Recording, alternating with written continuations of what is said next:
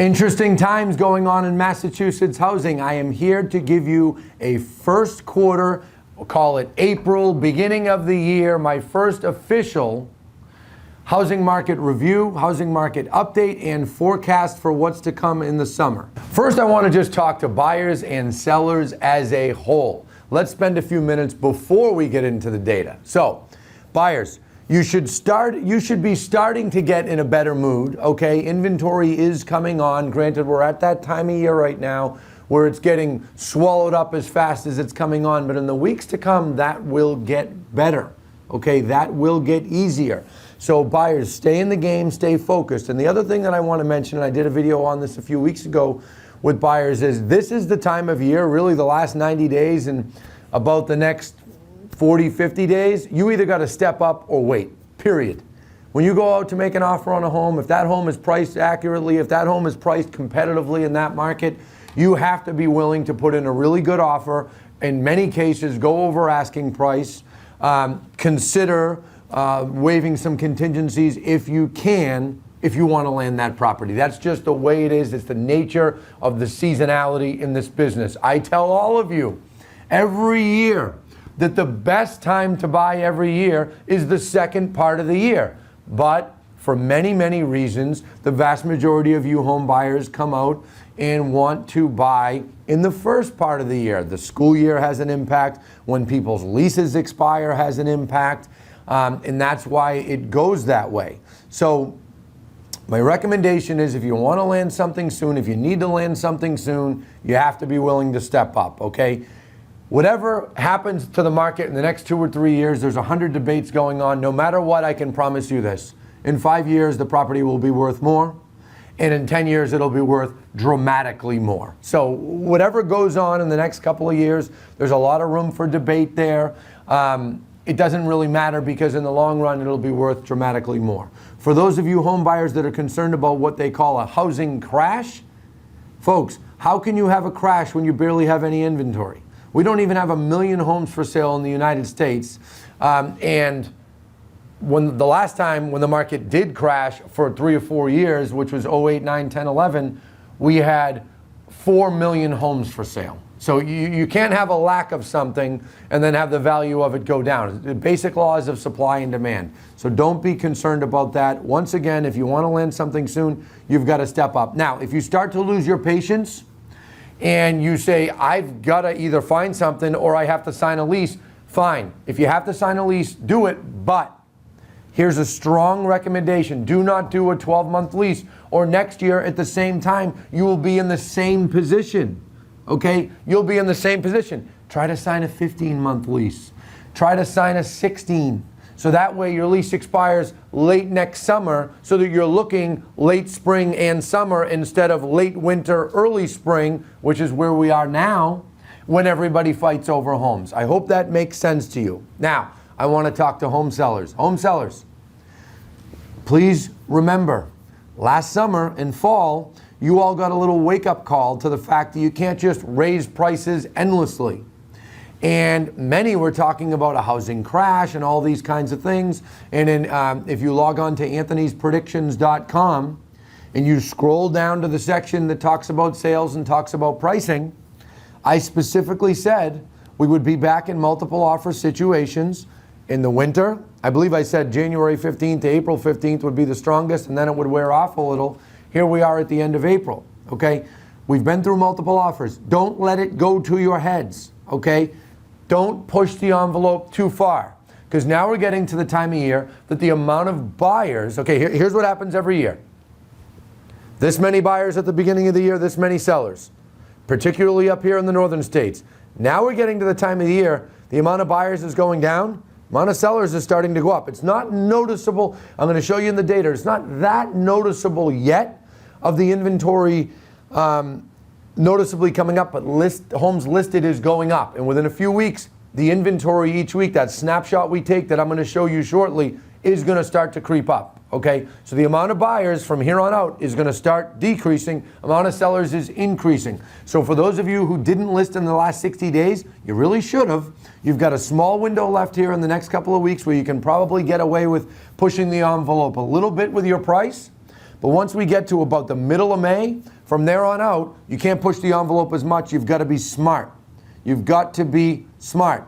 If you overplay your hand, you will get bit. And we saw that happen to a lot of sellers last summer and fall, and they got aggravated when they didn't sell.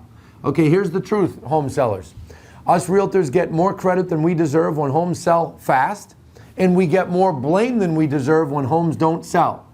So if your home is being marketed correctly, which if you're listed with Lamacchia Realty, I can guarantee you it is. No one does more marketing than our realtors and our company.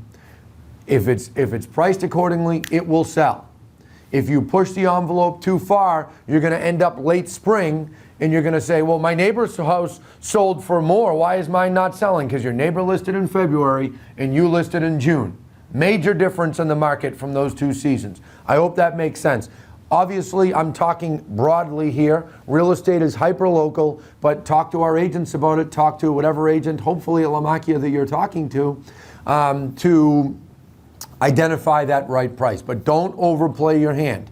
All right, I had a home seller actually in this room. I haven't sat in on a direct conversation with a seller in some time, but we had a home seller who has a condominium in Florida that we're working on selling. And we had to have a conversation about price. This is a family friend.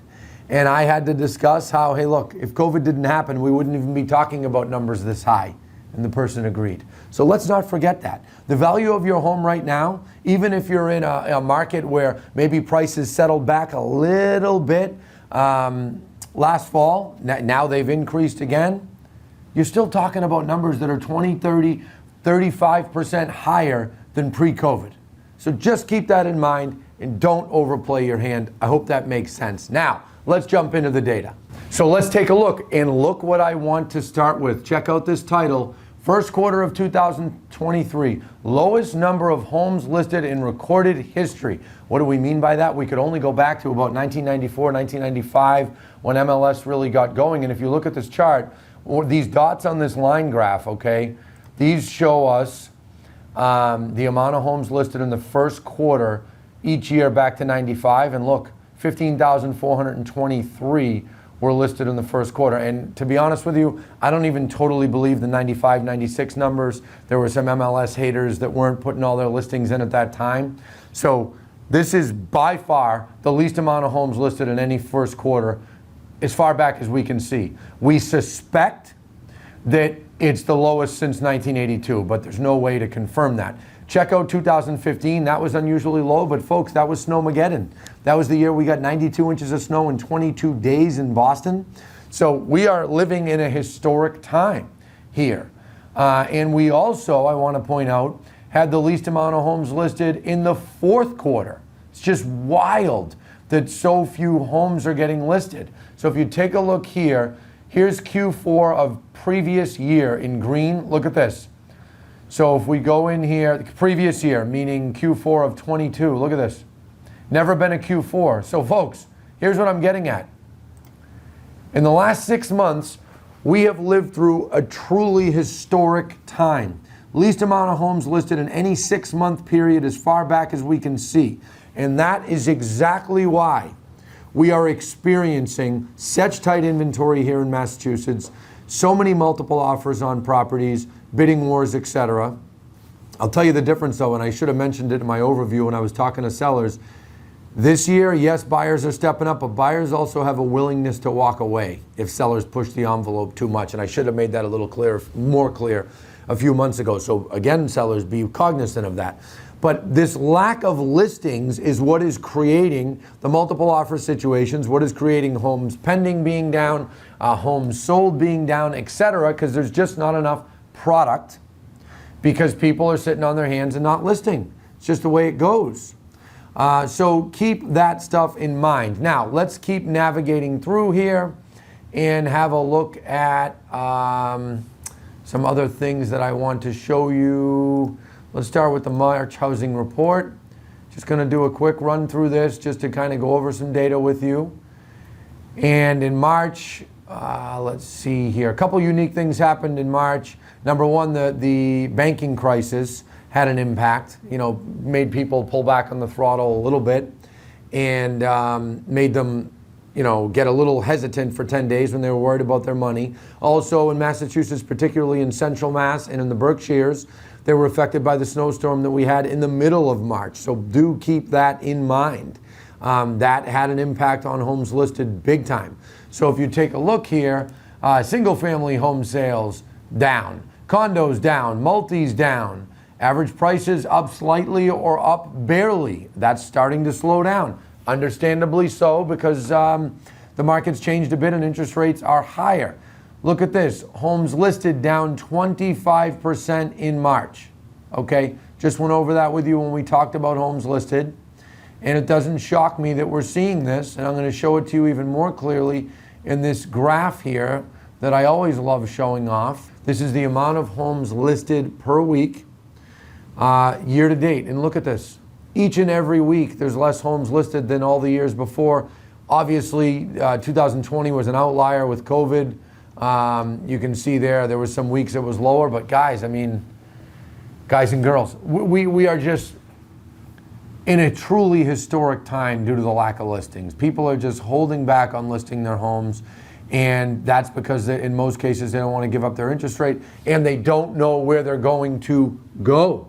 That's another factor that we're seeing. So less inventory, and this is why I laugh when people say, market's gonna crash, it's gonna be '08. How could it be '08? Leading up to '08, we had 47,000 homes for sale, over 40,000 homes for sale for 3 years straight. Right now, I'm gonna show you how many we have in Massachusetts, right here, 6,100. 6,100. It's craziness to me. We're 3 years since COVID started. I went on here live and I said, we're not going to have a housing crash. Prices are not going to go down because inventory is too low. I was right. And I'll continue to be right. But do I see prices going up as much? No. Do I see it slowing down a bit? Yes. Do I see perhaps a correction in a year or two of 3 or 4 or maybe 5% with prices? Possibly. But it's impossible to have a crash when you have 6,100 homes for sale. I do expect as the year goes on, this will increase like it does every year and likely get to end of the year when we will have more inventory than the prior 3 years. But we're nowhere near normalcy, so keep that in mind. This is single family inventory. We're the same as years past. 7.8 million people live in Massachusetts, and there's 3,200 single families for sale as of last Saturday night. It's just an extraordinary time that we're in. Homes pending, look, each and every week is down. And that's because less product is getting listed. It's not that buyers aren't out there. We've got multiple offers on just about every listing. But homes pending is down. Homes sold, down. Impossible not to be. This is the percentage of properties that go pending each and every week. We're around 27%. That speaks to a very strong market. That means that if nothing else was listed, okay, in 4 weeks we'd be out of inventory because 27% a week, so it's even less than that. It's about 3.5. It would be gone. Interest rates obviously got positively impacted after the banking crisis, and now look. Now they're hovering around 6.5%. Historically speaking, over the last 40 years, 6% is a good rate, but we have a society that is addicted to 2 and 3% mortgage rates, and most of society of homeowners refied. So that made a significant difference. Now look at average prices. Average price end of March, Massachusetts, call it 600,000, 599,000. Okay, and you'll notice every year prices are always a little lower in the winter, higher in the summer. They're higher in the summer because of sales that get negotiated in the late winter, early spring, which is what we're in right now. That's why I tell sellers, get out early, list your home early, don't wait. And why I tell buyers, if you want to buy now because you have to, you got to step up or you're not going to be able to buy. If not, wait till fall. It's an easier time. There's less inventory. So I hope that makes sense to everyone watching. That's a pretty concise breakdown of what is going on in the Massachusetts housing market.